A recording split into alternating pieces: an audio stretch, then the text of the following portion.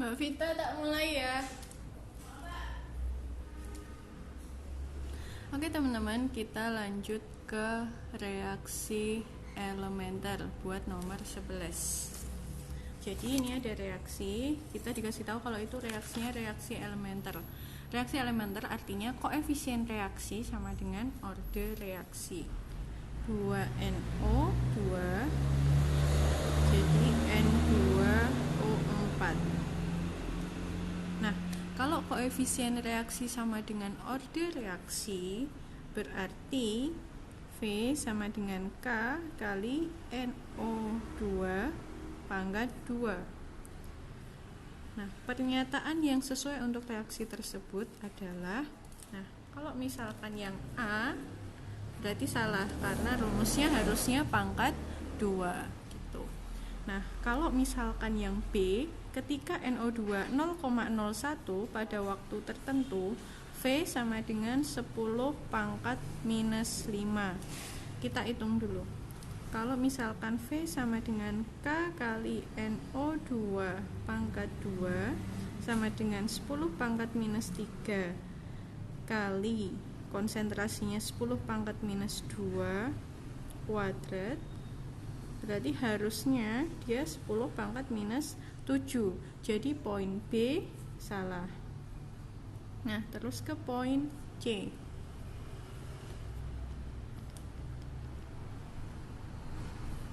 Nah, untuk poin C, jika NO2 diperbesar 2 kali, NO2 diperbesar jadi 2 kalinya, maka V akan menjadi 2 kali lebih cepat. Hal ini salah karena NO2 dalam laju reaksinya kan dikuadratkan. Jadi ketika dia menjadi 2 kalinya, maka laju reaksi akan menjadi 4 kali lebih cepat gitu. Nah, terus kita ke poin D. Nilai K semakin besar ketika NO2 diperbesar. Salah, nilai K itu hanya dipengaruhi oleh suhu. Hanya dipengaruhi oleh suhu gitu. Nah, kita ke poin E. Poin E merupakan reaksi dengan order 2. Betul, karena dia pangkatnya 2 atau order 2. Jadi jawabannya adalah E. Oke, lanjut ke nomor 12.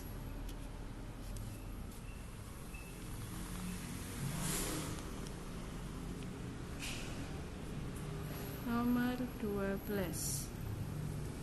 Oke, untuk nomor 12 ini kita disuruh menentukan bentuk molekul. Ada senyawa kovalen dari atom yang nomor atomnya 17, anggap aja X, sama yang satu nomor atomnya 8. Nah, kalau ini kita buat konfigurasi elektronnya sesuai dengan Aufbau, yang ini ya,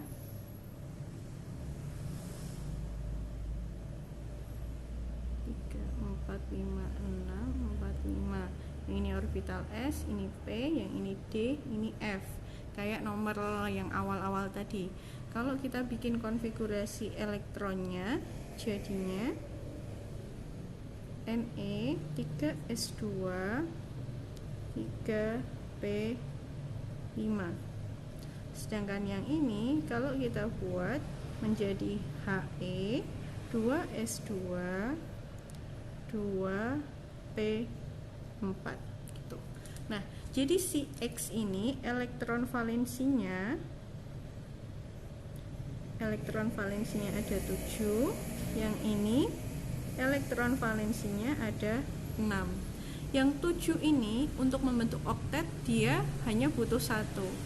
Yang 6 ini untuk membentuk oktet dia butuh 2 elektron. Jadi dia akan membentuk XY2 dengan X bentar, kebalik.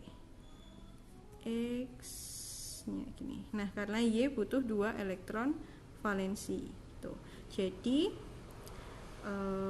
yang Y dia karena elektron valensinya 6 sudah dipakai berikatan 2, masing-masing sini 1, sini 1, dia akan sisa 4. Nah, 4 ini berarti dihitung sebagai 2 pasang. 2 pasang PEB. PEB-nya ada 2. Kita ubah ke rumus yang ini. A X2 E2. Kenapa X2? Karena dia mengikat 2, membentuk 2 buah ikatan di sini sama di sini. Nah, E2 itu menunjukkan bahwa PEB-nya ada 2. AX2E2 dia menunjukkan bentuk V atau bengkok. Jadi yang sesuai jawabannya adalah opsi D. Itu ya teman-teman. Nah, kita lanjutkan nomor 13.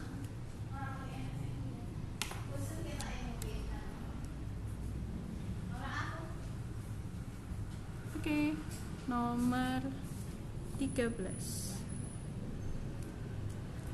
Senyawa eter yang punya rumus C4H10O adalah siapa gitu. Nah, kita lihat yang nomor 13 opsi pertama, metil propil eter. Bentuknya seperti apa? Metil propil eter. Berarti ada metil, ada propil.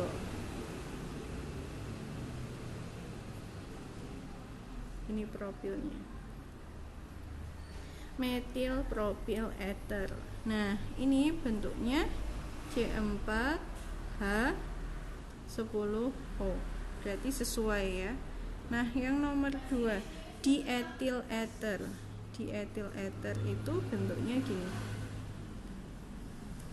Dia benar C4H10O. Yang nomor poin 3, metil isopropil eter. Metil isopropil berarti bentuknya seperti ini. Metil isopropil eter, dia juga sama C4H10O. Nah, terus kita ke poin nomor 4, etil propil eter. Etil propil eter. Dia C-nya ada 5, berarti salah. Yang merupakan rumus yang ini adalah poin 1, 2, dan 3. Jadi jawabannya adalah A. Itu ya teman-teman. Nah, lanjut ke nomor 14. Nomor 14. Ini tentang bilangan oksidasi unsur dengan konfigurasi elektron Ar 4s2 3d6. Nah, bilangan oksidasinya berapa gitu. Biloxnya berapa? Nah, kalau ini seperti ini, berarti dia menunjukkan kalau dia golongan 8B.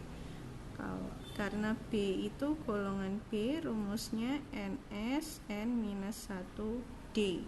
Kita jumlahkan antara 2 dan 6-nya jadi golongan 8B. Biloxnya berapa?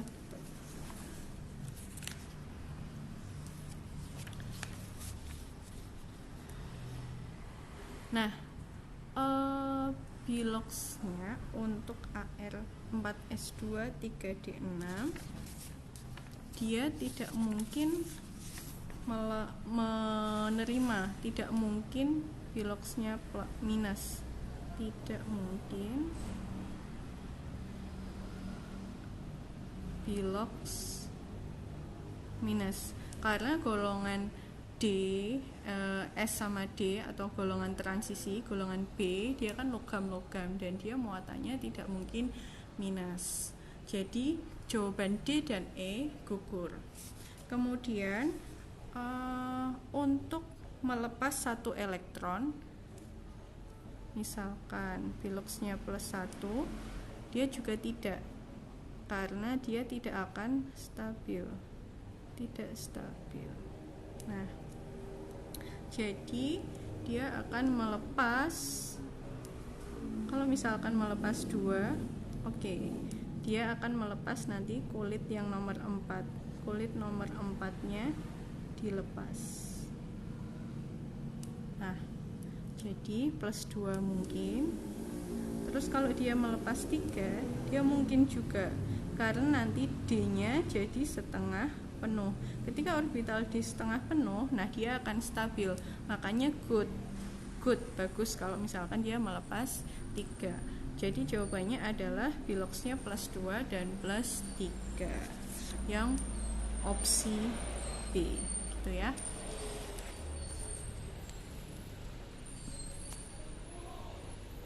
Nah, lanjut ke nomor 15.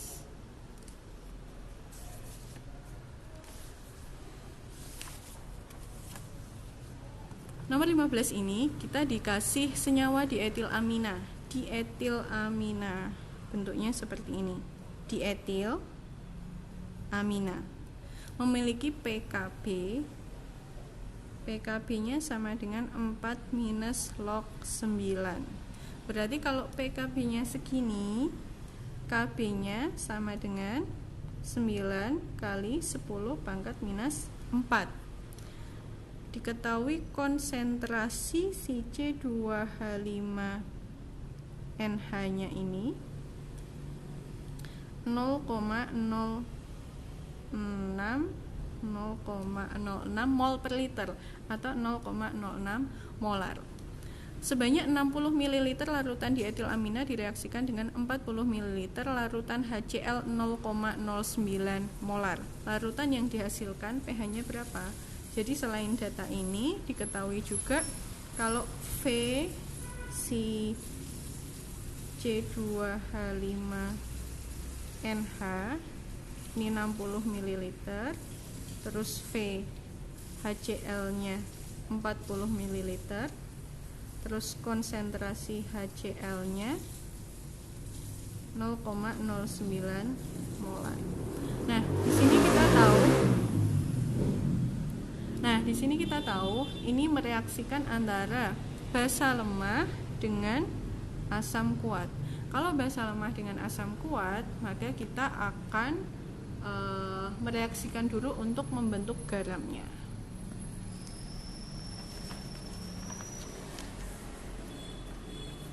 Kita reaksikan C2H5 2 kali NH plus HCl sama dengan C2H5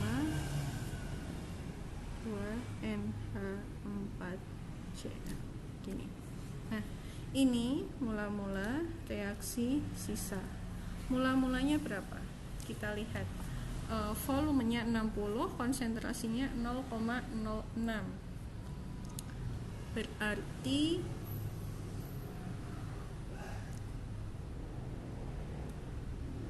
3,6 milimol.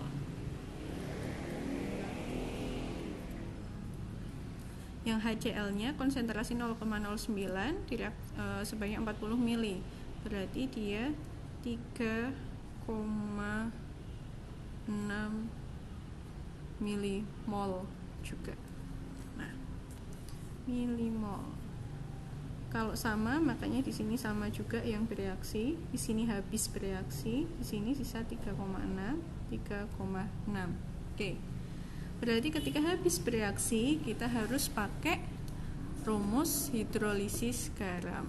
Nah, hidrolisis garamnya karena diketahui Kb, maka kita akan pakai rumus H plus sama dengan akar KW per Kb dikali molaritas garam dikali valensi sama dengan akar KW pasti 10 pangkat minus 14, KB nya tadi kita sudah hitung 9 kali 10 pangkat minus 4 kali molaritas garam 3,6 milimol per volume totalnya tadi 60 dan 100 60 dan 40 sorry, jadi totalnya 100 ml kali valensinya adalah valensi yang terhidrolisis adalah basa lemahnya di sini ada berapa buah? Ada 1 buah, makanya valensinya 1 sama dengan akar dari 3,6 ini bisa dicoret jadi 0,4 kali 10 pangkat minus 1 dikali 10 pangkat minus 14 kali 10 pangkat 4 kali 10 pangkat minus 2. Oke, aku jabarkan ya angkanya biar nggak bingung. 4 asalnya dari sini, 10 pangkat minus 1 0,4, 10 pangkat minus 14 taruh sini, 10 pangkat minus 4 dinaikkan jadi pangkat 4, 100 jadi 10 pangkat minus 2 sama dengan akar 4 kali 10 pangkat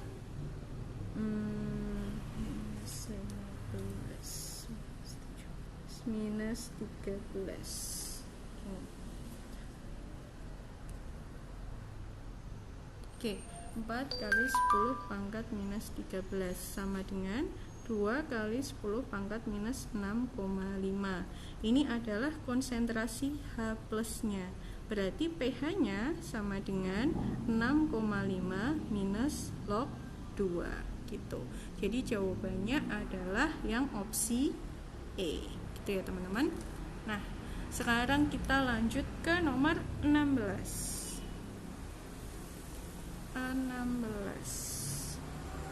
Aku tunjukkan soalnya langsung ya.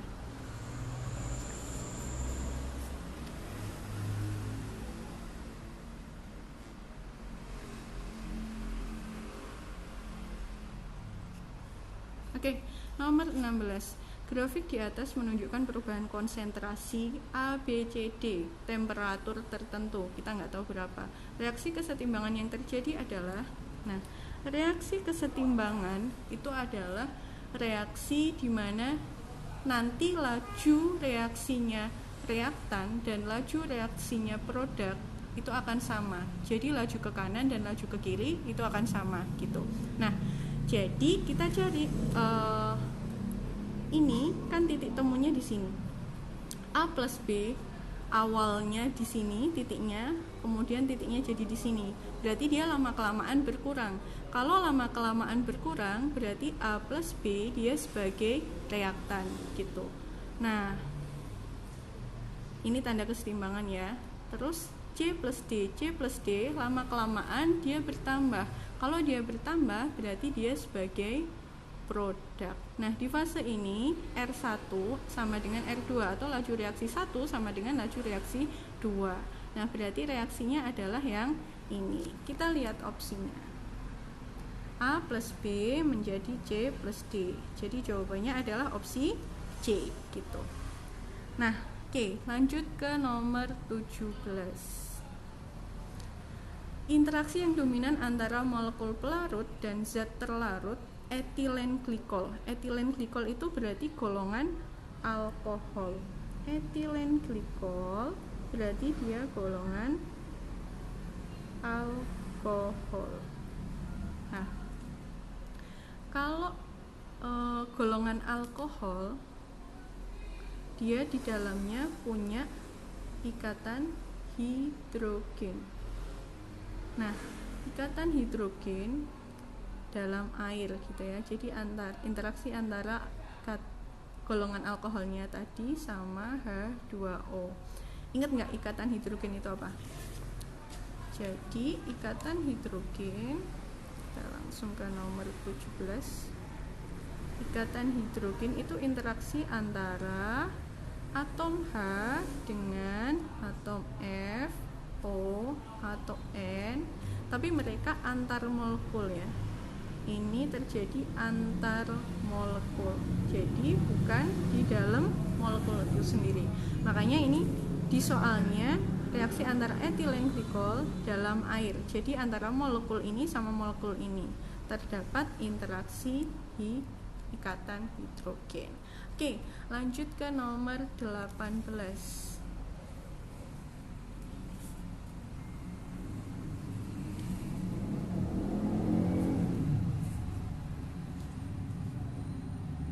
Oke, nomor 18 kita disuruh nyari sifat optis aktifnya yang mana.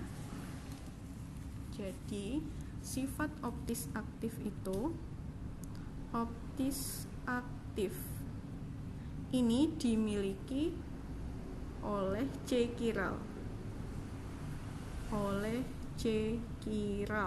Nah, disimbolkannya gini biasanya. C terus dikasih tanda star. C chiral itu siapa? C chiral adalah C yang mengikat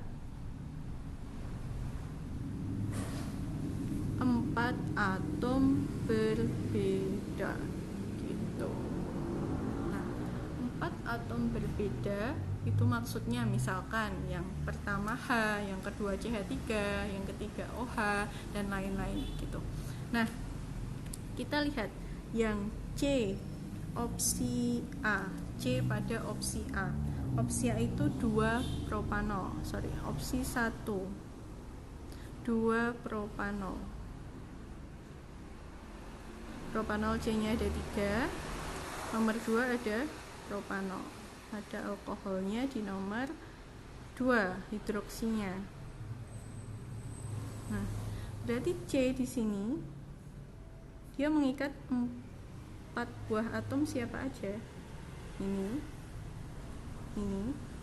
kesininya ini. H, ini maksudnya boleh di samping, boleh di atas. Yang penting C tangannya 4 lengkapnya. Gitu. Jadi dia bukan atom C chiral karena ada 2 atom yang sama. Jadi opsi A salah. Kita ke opsi nomor 2. 2 metil 2 butanol. Butanol berarti C-nya ada 4, nomor 2 ada metil. Nah, berarti gini. 2 metil 2 butanol. Nah, C yang di sini kita fokus di sini, dia mengikat 4 atom yang berbeda. Yang pertama ada OH, terus ada CH3, ada CH2, CH3, terus yang terakhir ada CH3, 4 atom, tapi nggak beda, ada yang sama, yaitu ini dan ini. Makanya opsi 2 kita nggak bisa menyebut dia punya sifat optis aktif karena dia bukan C chiral, masih ada 2 buah atom yang sama. Kita ke opsi nomor 3. 3 pentanol. Pentanol C-nya ada 5. Hidroksinya terletak di nomor 3. 3 pentanol. Gini. Nah, C yang ini tidak bisa disebut atom chiral juga karena di kanan dan di kirinya dia mengikat atom yang sama, makanya dia bukan C chiral. Kita ke opsi nomor 4-nya. Opsi nomor 4 adalah 2 butanol. 2 butanol. Berarti gugus hidroksinya terletak di nomor 2 gitu. Nah, dia bisa mengikat 4 atom siapa aja?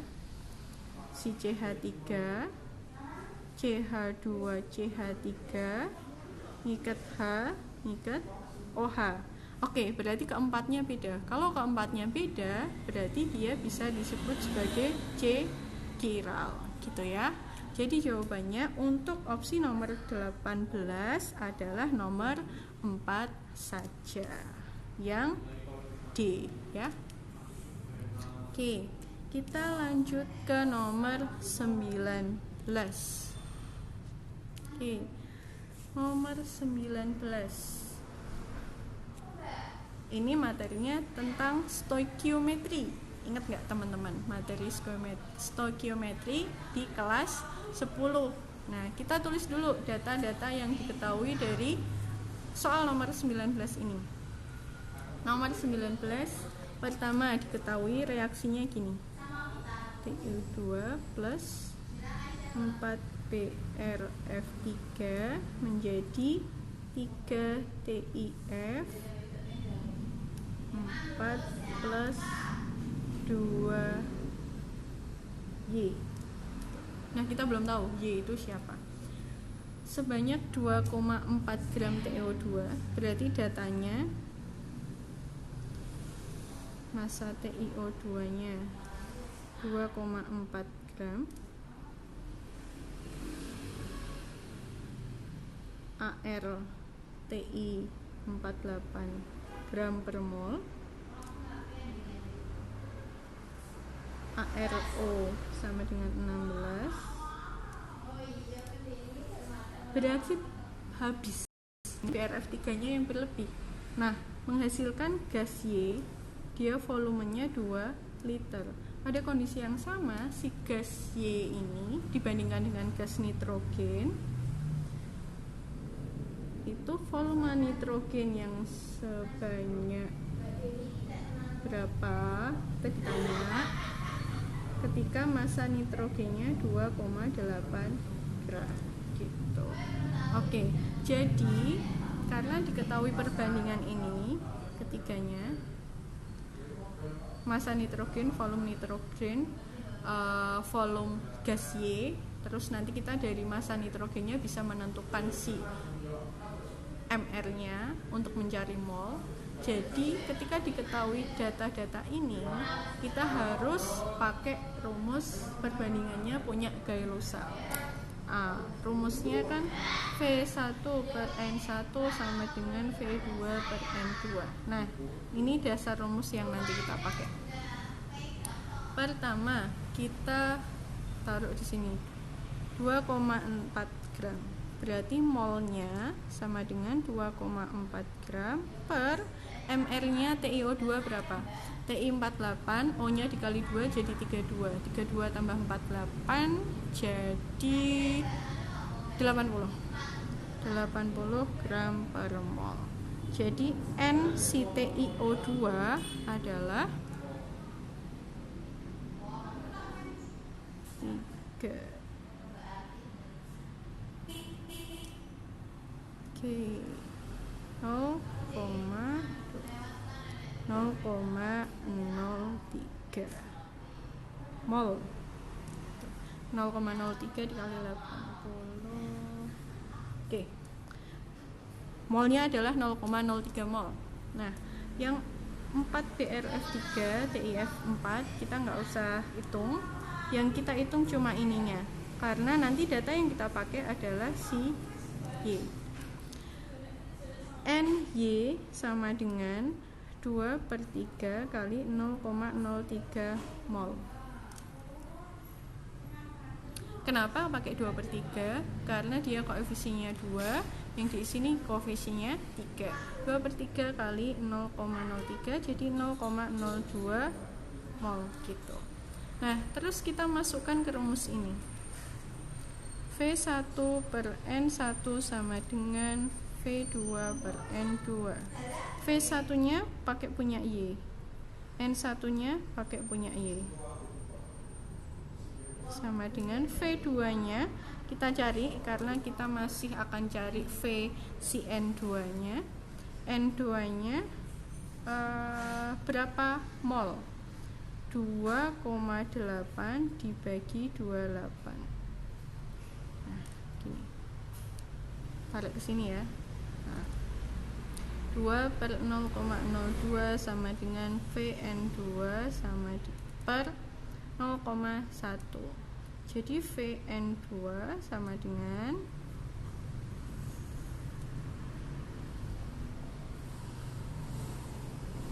0,1 dibagi 0,01 sama dengan 10 liter. gitu ya. Jadi jawabannya kalau 10 liter berarti opsi E. Oke. Kita lanjut ke nomor 20 ya. Nanti setelah nomor 20 kita istirahat dulu.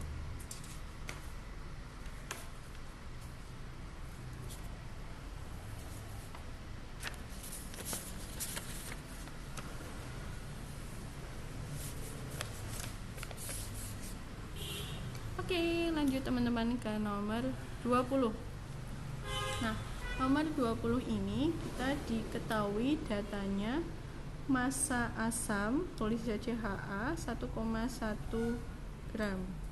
Terus volume NaOH sama dengan 45 ml. Molaritas NaOH-nya sama dengan 0,2 molar gitu.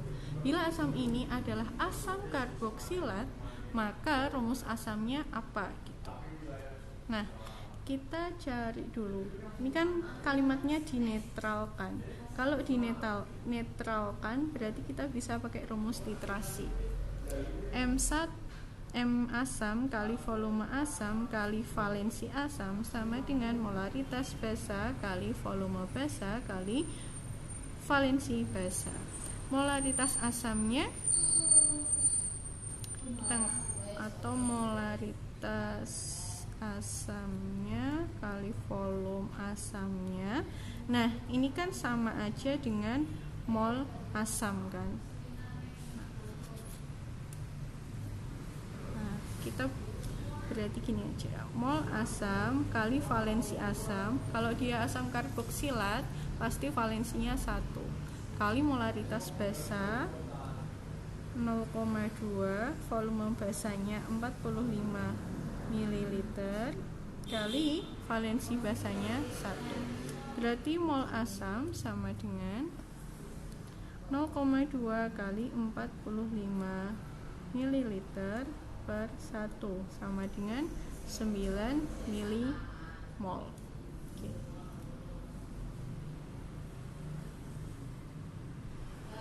Kalau 9 milimol, nah, kita cek dulu.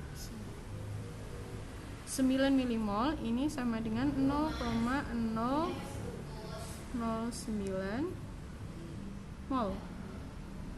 Oke. Nah, berarti untuk mencari massa asam sama dengan mol kali mr. Massanya 1,10, molnya 0,09 kali mr. mr-nya berapa? Gitu. Nah, berarti mr-nya 1,1 per 0,09 atau 1,1 per 9 kali 100 sama dengan sekitar